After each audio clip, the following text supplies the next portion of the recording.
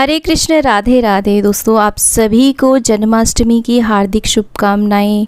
आज की इस वीडियो में मैं जन्माष्टमी के दिन आपकी दिनचर्या कैसी रहनी चाहिए, कैसे आपको पूजन करना चाहिए, वो सारी बातें स्टेप बाय स्टेप बताऊंगी। तो वीडियो को पूरा अंत तक ज़रूर देखें। और अगर आपने हमारा चैनल अभी तक सब्सक्राइब नहीं किया है तो जल्दी से सब्सक्राइब कर लें इसी प्रकार की ज्ञानवर्धक वीडियोज़ देखने के लिए। तो जन्माष्टमी के दिन सुबह सवेरे स्नान आदि करके हमें साधारण पूजन करना होता है। आप ये पूजन अपने घर के मंदिर में भी कर सकते हैं या फिर आप चौकी भी लगा सकते हैं। लेकिन दोस्तों, शाम के समय तो चौकी अवश्य ही लगाई जाती है, क्योंकि जन्माष्टमी का जो विशेष पूजन होता है वो रात्रि 12 बजे के बाद ही किया जाता है। जन्माष्टमी के दिन मनाया जाता है भगवान श्री कृष्ण जी का जन्मोत्सव। तो उसके लिए हमें उनके एक विग्रह की आवश्यकता होती है। यदि आपके पास लड्डू गोपाल हैं तो आप उनका पूजन करें, उनकी सेवा करें। नहीं तो आपके पास कोई तस्वीर है तो उनका पूजन करें। वैसे विशेष रूप से इस दिन भगवान श्री कृष्ण के बाल रूप की सेवा की जाती है।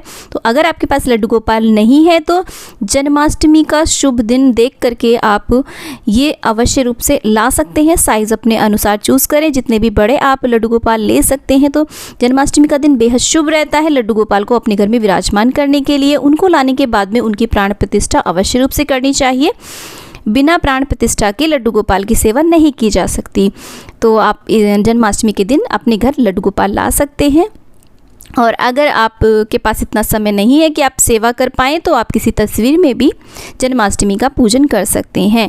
तो जन्माष्टमी की जो विशेष पूजा होती है वो रात्रि 12 बजे के बाद की जाती है। पंचामृत से स्नान कराएं, विशेष रूप से पहले शुद्ध जल से स्नान कराएं, पंचामृत से स्नान कराएं, उसके बाद में फिर शुद्ध जल से स्नान कराएं। और स्नान से पहले उबटन अवश्य करें। चंदन का, हल्दी का और कच्चे दूध का उबटन अवश्य रूप से करें। उसके बाद में अंग पोषण करने के बाद में हम इत्र की मालिश करेंगे भगवान श्री कृष्ण को। तो ये जो मैं स्नान आपको दिखा रही हूँ, ये रात्रि में विशेष जो स्नान आपको कराना है वो आपको दिखा रही हूँ। उसके बाद में नए वस्त्र पहनाए जाते हैं लड्डू गोपाल को। इस तरीके से सारी चीज़ें हम नई पहनाते हैं इस दिन, क्योंकि इनका नया नया जन्म होता है। अब कुछ लोग तो जन्म कराते हैं भगवान का, कुछ लोग जन्म नहीं कराते हैं। जो लोग जन्म कराते हैं उनके लिए भगवान सदैव 1 वर्ष के ही रहते हैं, क्योंकि नेक्स्ट ईयर वो फिर से जन्म करा देते हैं। लेकिन अब जो जन्म नहीं कराते हैं उनके जो लड्डू गोपाल होते हैं उनकी आयु आगे आगे बढ़ती जाती है।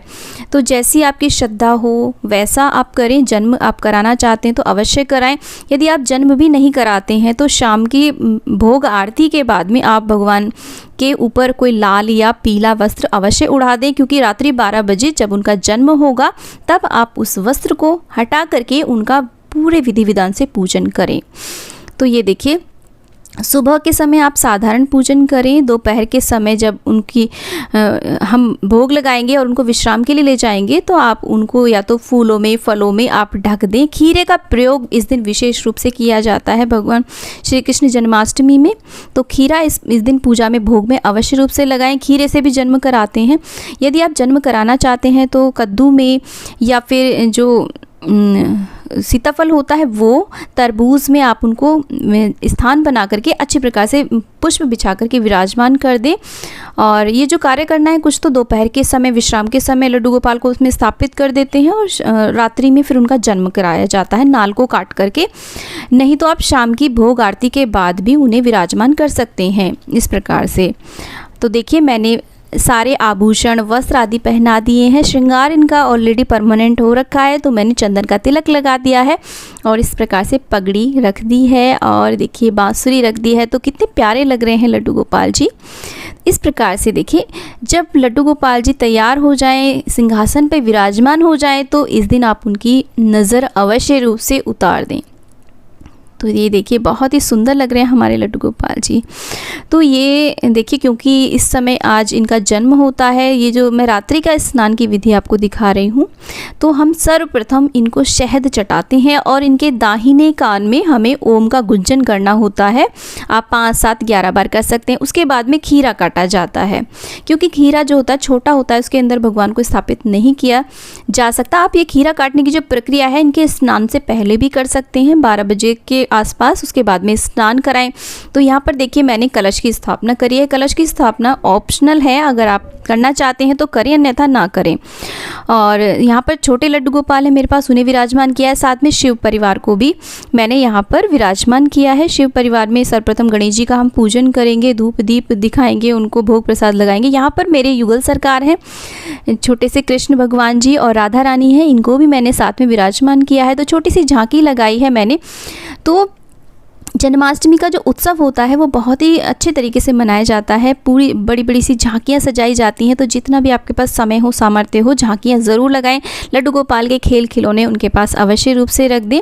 कलश की स्थापना चाहे तो करें, चाहे तो ना करें, और झूले पे ज़रूर विराजमान करें। तो मेरे छोटे लड्डू गोपाल जी झूले पे विराजमान हैं, क्योंकि आज के दिन भगवान को झूला अवश्य रूप से झुलाया जाता है। बांसुरी की धुन अवश्य रूप से सुनाए, इससे भगवान श्री कृष्ण अत्यधिक प्रसन्न होते हैं।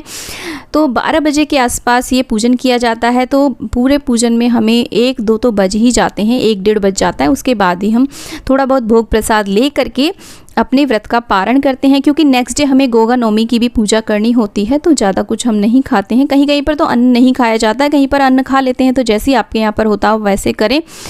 और इस तरीके से देखिए, मैंने यहाँ पर मेवा पाग रखा है भगवान के भोग प्रसाद में। तो शहद का भोग तो अवश्य रूप से लगाना चाहिए, पंचामृत का भोग लगाना चाहिए, और जो भी आप भोग प्रसाद लगाएं उसमें तुलसी दल आप अवश्य रूप से भगवान जी को अर्पित करें। तो आप थोड़ी सी झांकी मेरी देख सकते हैं किस प्रकार से मैंने डेकोरेट किया है, जितना भी हो पाया। फलों का भोग लगा सकते हैं। तो देखिए, सर्वप्रथम हमने भगवान जी को श्रृंगार करके उनको सिंहासन पर विराजमान कर दिया है। माखन मिश्री का भोग लगा दिया है। जल का एक छोटा सा लोटा भर के रखा है। मेवा पाग, इस तरीके से धूप दीप हम जला देंगे भगवान जी के सामने।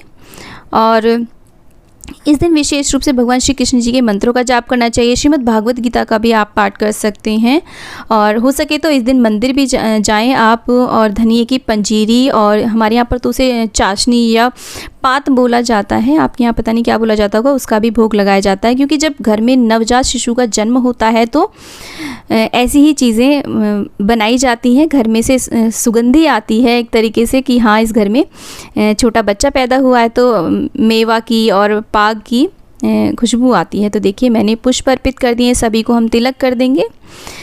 और इसके बाद में हम आरती करेंगे। आरती आप कपूर की भी कर सकते हैं। इस प्रकार से मैं तो पंचदीपिका से आरती कर रही हूँ, इस तरीके से। तो दोस्तों, हर वर्ष क्यों जन्म कराया जाता है भगवान श्री कृष्ण को? कहते हैं कि हम चाहते हैं कि इस कलयुग में भगवान फिर से जन्म ले, दोबारा जन्म ले, और कलयुग में जितने भी पाप हैं, जितने भी पापी हैं, सबका सर्वनाश करें।